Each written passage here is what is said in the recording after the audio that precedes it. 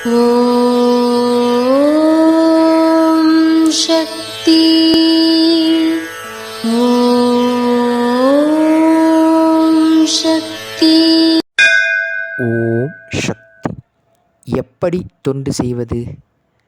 தீயதை பார்க்காமல், தீயதை கேட்காமல், தீயதை பேசாமல் தொண்டு செய்ய வேண்டும் மகனே. இது அன்னையின் அருள்வாக்கு. குருவடி சரணம், திருவடி சரணம். ஓம் சக்தி. சக்திகளே, உங்களுடைய கருத்துக்கள் மற்றும் அனுபவங்களை கீழ்காணும் மின்னஞ்சல் முகவரிக்கு வீடியோ வடிவிலோ ஆடியோ வடிவிலோ எங்களுக்கு அனுப்பவும். மற்றும் மறுவூர் மகிமை யூடியூப் சேனலை சப்ஸ்கிரைப் செய்யவும். ஓம்